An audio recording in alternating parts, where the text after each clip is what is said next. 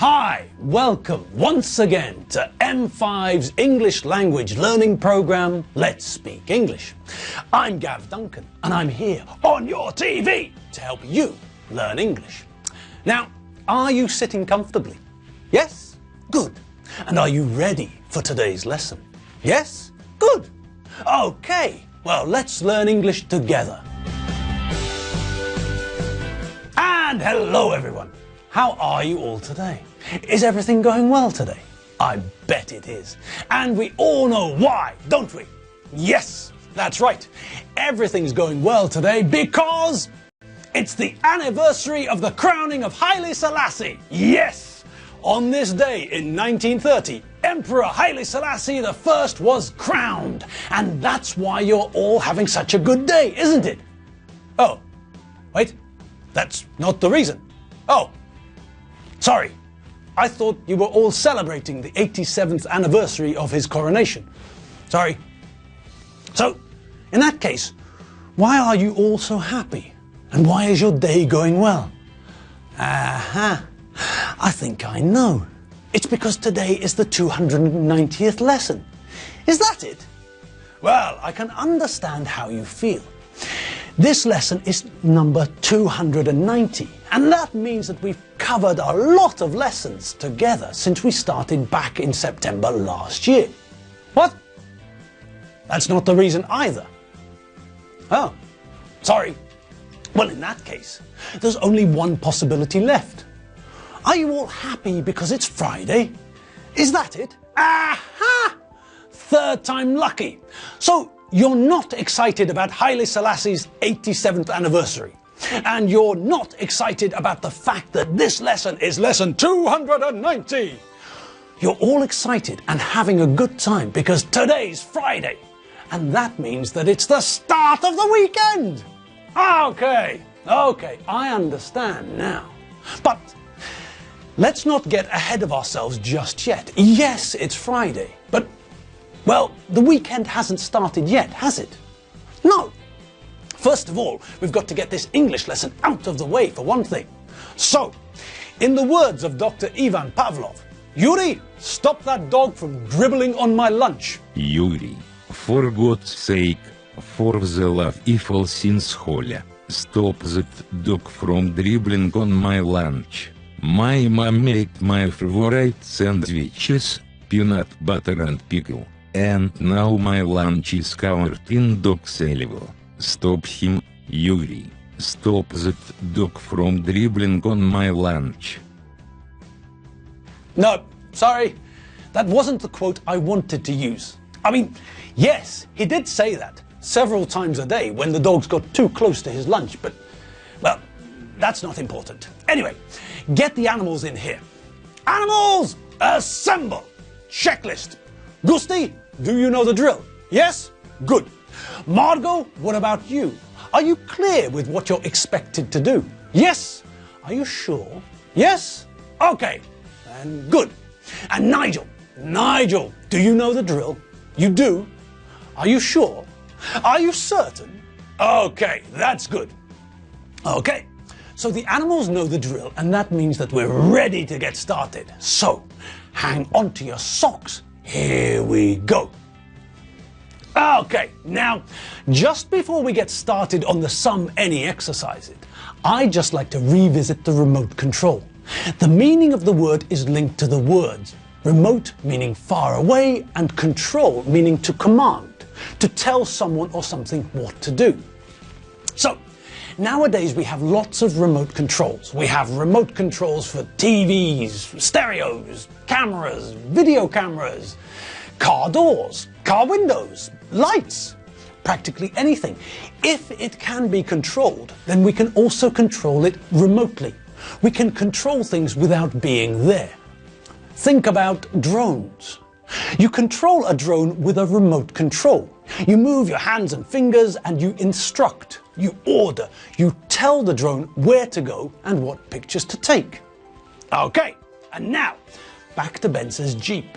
It's question 4. Ben says remote control Jeep isn't working. I don't think there are batteries in it.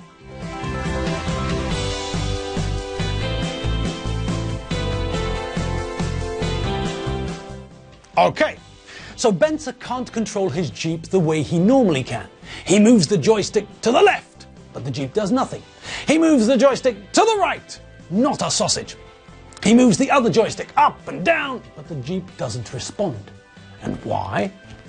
Well, because someone's taken the batteries out. So, as we can see from this sentence, it's negative. And that means what? Yes, correct, a-doodle-doo. It's any, isn't it? Benzer's remote-controlled Jeep isn't working. I don't think there are any batteries in it. Brilliant! And on we go. Okay, number 5.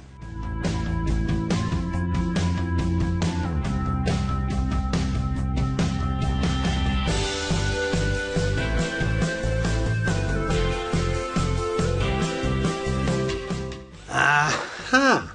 A sentence about Master Ken. And it's an easy one, isn't it? Master Ken can beat the whole world on his own.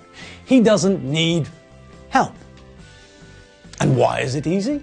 Well, what can we see in the second part of the sentence? That's right, a negative. He doesn't.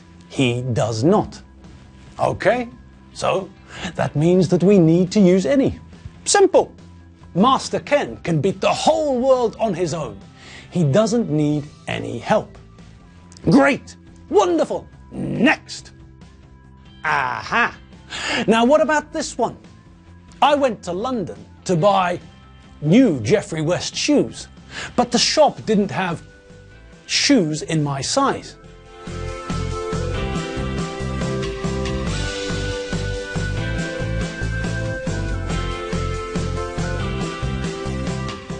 Well, the first part of the sentence is positive, isn't it?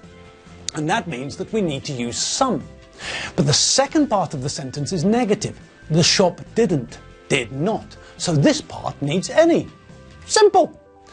I went to London to buy some new Geoffrey West shoes, but the shop didn't have any shoes in my size. Great. Next. My memory card's full, so I can't take more photos.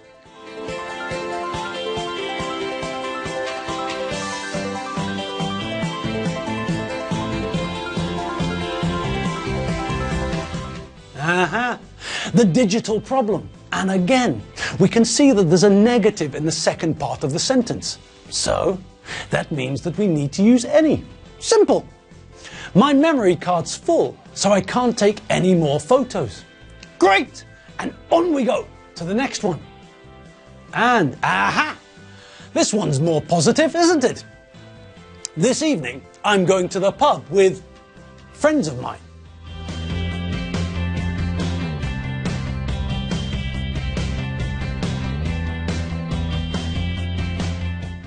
So, this one is positive because I'm going to the pub with my friends, but it's also positive because the sentence is positive. There's no not, and that means, yes, that means we're going to use some.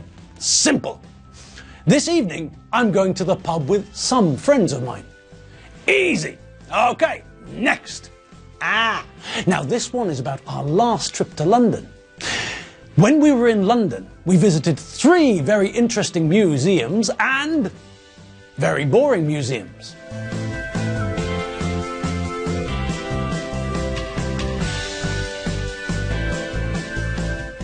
Now, have a look at the first part of the sentence and tell me what you notice. And that's right. In the first part of the sentence, we state how many museums we went to. So we give a number, which means that we can't use some or any. We have a number which tells us exactly how many museums we visited. Okay, but what about the second part of the sentence? Now there, we don't have a number, but we can see from the sentence that we're talking about more than one. We can see by the S at the end of the noun that it's a plural noun. Okay, so here we need either some or any. Which one? Well, is the sentence positive or negative? It's positive, isn't it? There's no sign of the word not, so that means that the correct word to use is some. Easy. When we were in London, we visited 3 very interesting museums and some very boring museums. Yes, it's true. London has got some great museums, but it's also got some really boring museums. Okay, enough about boring museums. On we go to number 10, and oh dear, it's an embarrassing situation for me in the pub. I'd like to buy my friends drinks in the pub, but I left my wallet in my other jacket. I haven't got money.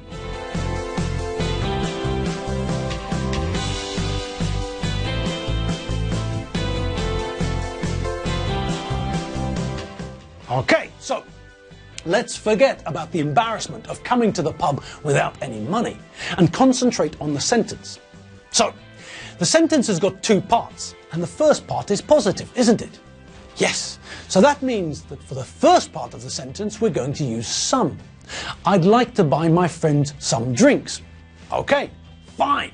But now we get to the problem. I left my wallet, the leather container I keep my money in, my wallet. I left it in my other jacket at home. Oh no!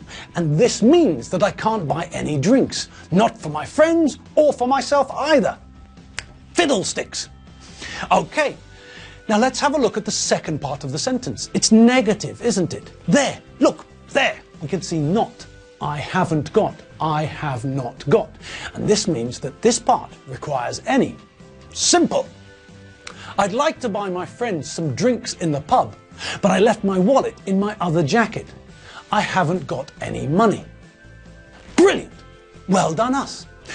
We've completed the exercise, and now, yes, it's that time again. I know, we haven't seen her for a long time, but she's here.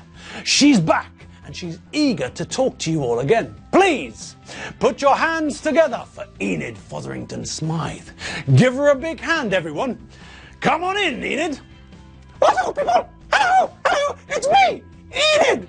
I know, it's been absolutely ages since I saw you all, but, well, I wasn't here. No, I went to North America for the summer. Do you remember me telling you that I was going to start a new sport? Well, I went to Miami and enrolled in a tennis academy. It was great fun. I'll tell you all about it later. There were some, well, problems, but that can wait. What I wanted to talk to you about today is connected to something that Gav mentioned the other day, about things becoming second nature. Now, connected to that is the idea of being used to something. Now, when I went to Miami, I had a lot of trouble in the streets because all the cars were driving on the other side of the road. I wasn't used to cars driving on the right-hand side of the road, but after a few days, I started getting used to it. It became more normal for me to see cars on the right-hand side of the road. And when I crossed the road, I started to remember to look to the right to check if anything was coming. So initially, in the beginning, I wasn't used to it. Then, after a while, I started getting used to it. And at the end of the summer, I was used to seeing cars driving on the right-hand side of the road. It wasn't second nature to me. That requires more time, but I got used to it. It became normal for me. Okay, that's all I wanted to tell you. I'm off. I've got to do the ironing. Then I've got to take Keith for his walk in the park. And then I'm meeting Clementina and the boys for cocktails in the Ponzi Peacock. Toodaloo, pip pip, bye. And she's gone, just like an eel, slipping away. And it's time for us to go too. So, let your weekend preparations begin. Have fun, have fun, have fun. And remember to enjoy yourselves. If you need more English, head over to www.m5tv.hu and I'll see you all on Monday. See you later. Bye.